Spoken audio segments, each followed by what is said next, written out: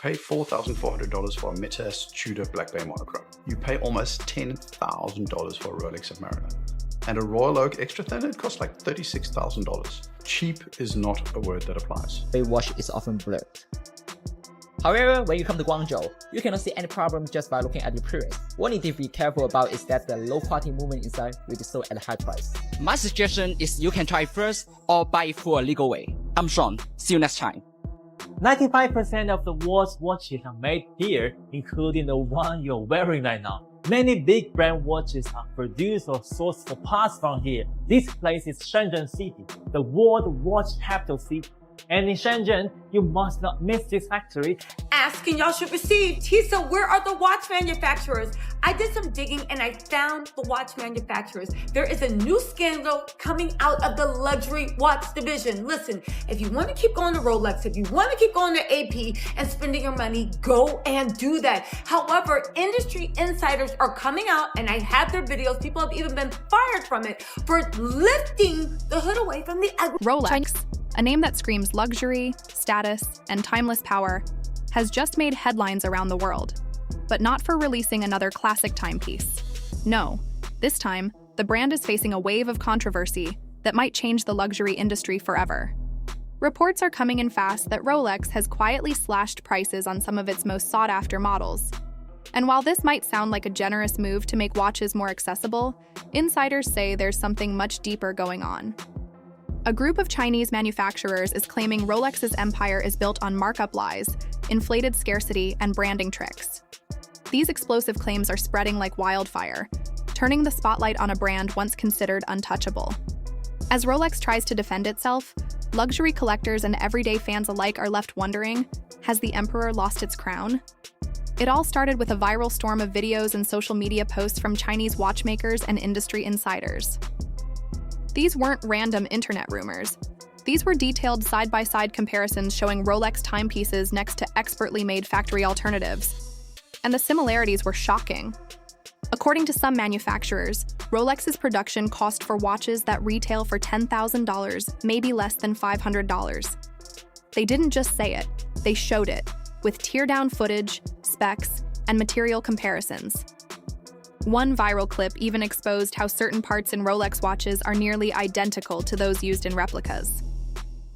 The revelation left the watch community in disbelief. Forums like WatchUSeek and Reddit exploded with debates. Some users said the only real difference was the logo. And as these claims gained traction, even skeptical collectors began asking tough questions about Rolex's real value. As the digital world buzzed with controversy, Rolex made a surprising and very rare move. They cut prices? Quietly and without fanfare, Rolex reduced the cost of several high-demand models across multiple global markets. Some popular references saw sudden drops of thousands of dollars, catching both collectors and retailers off guard. Luxury boutique. Owners reported receiving unexpected updated pricing sheets with no detailed explanation.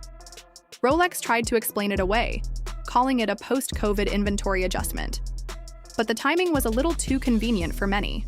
Just as Chinese factories were calling out their inflated prices, Rolex decides to lower them. To some, it looked like damage control, not strategy. The brand that once prided itself on never putting watches on sale is now playing defense. And that's a shocking change in tone for a company that built its name on exclusivity. As expected, the entire watch community went into a complete frenzy. Reddit forums lit up with countless threads, each dissecting every possible angle of Rolex's sudden shift in branding, pricing, or perceived value. The tone of these discussions varied widely, ranging from shock and disbelief to outright outrage. One particularly blunt user declared, "We've been scammed this whole time," a sentiment that resonated with many longtime watch collectors and fans. Others took a more measured, analytical approach, debating where exactly the line should be drawn between clever marketing and outright exploitation of customer trust. For years, Rolex watches symbolized power, wealth, and status. Yet now, even loyal Rolex owners began questioning what they had actually bought into. Their once prized steel timepieces, which they proudly wore as emblems of achievement, suddenly seemed less like treasures and more like overpriced accessories caught in a branding illusion. The impact of this shift was almost immediate. Some owners contemplated offloading their collections before the market potentially dipped further. Speculation about the future resale value of Rolex watches became a hot topic. Would the brand maintain its lofty market position, or was it beginning a slow slide toward irrelevance in the face of evolving consumer expectations? On the other end of the spectrum, aspiring buyers, those who had long been priced out of owning a Rolex, saw this moment as an opportunity. If access to the brand widened, perhaps they too could finally wear a Rolex without breaking the bank. For them, the changes signaled hope rather than loss. Meanwhile, authorized dealers and resellers found themselves in complete chaos. They were suddenly unsure how to price watches that might depreciate rapidly in value. Some hesitated to take in trades or place new orders, fearing inventory that could become obsolete in both desirability and price. The luxury watch market, which had long seemed immune to the fluctuations and uncertainties faced by other industries, was clearly in the midst of a seismic shift. Many insiders began calling it the biggest shakeup the luxury watch world had witnessed in decades. Yet this controversy extended far beyond watches alone. At its core, it sparked a broader and far more complex conversation, one centered around corporate greed and the ethical dilemmas inherent in luxury branding.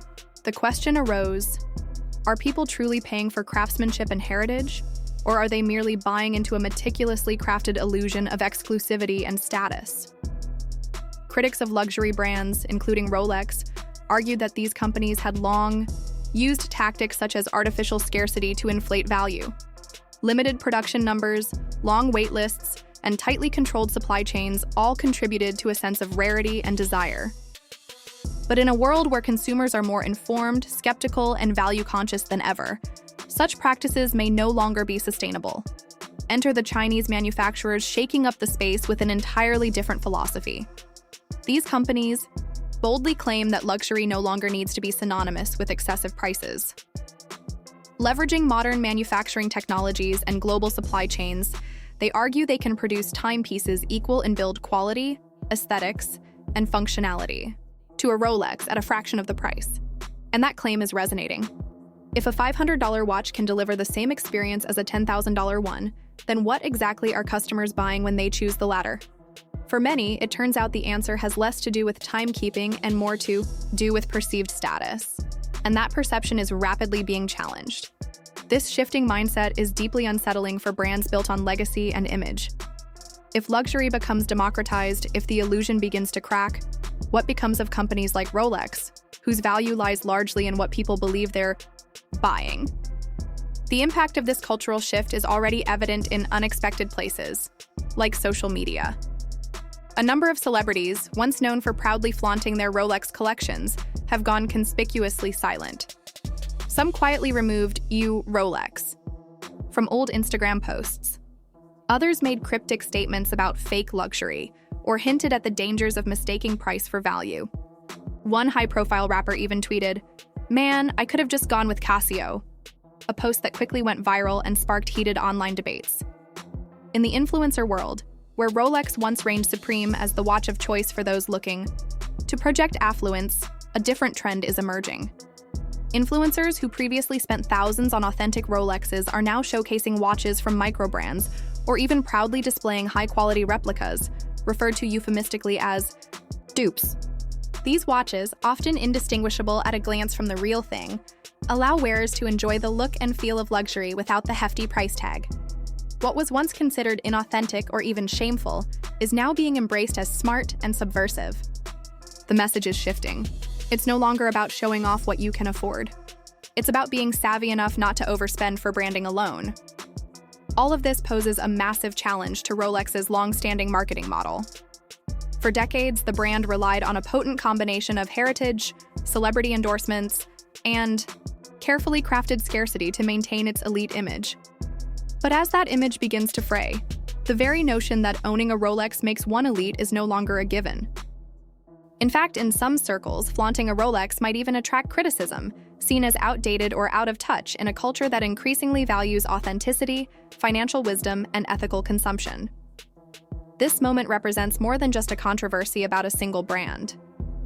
It's a cultural reckoning with what luxury really means in the modern world. Consumers are beginning to ask harder questions.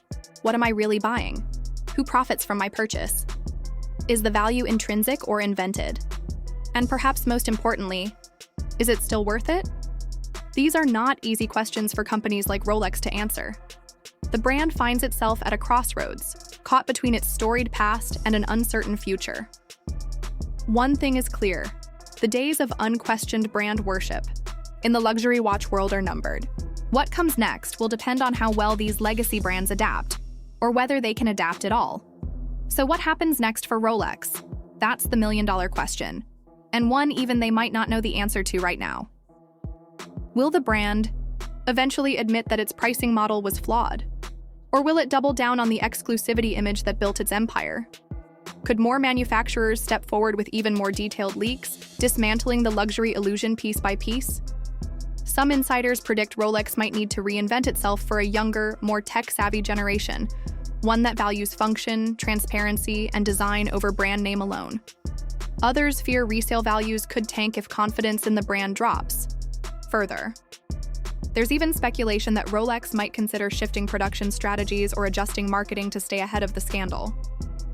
Whatever path they choose, one thing is clear: the old way of doing business may not survive this storm.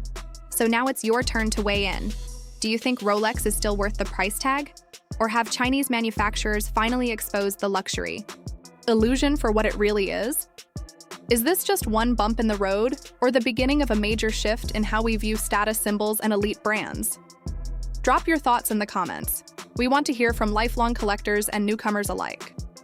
And hey, if you've ever dreamed of owning a Rolex, maybe now's the time to finally grab one. Or not. Make sure you like this video if you enjoy content that digs into the truth behind luxury. And don't forget to subscribe for the latest news on celebrity culture, high-end brands, and money trends that impact us all. The luxury world is changing fast, and one leaked video might have just rocked a 100-year-old empire. Rolex is officially at a crossroads, and the whole world is watching.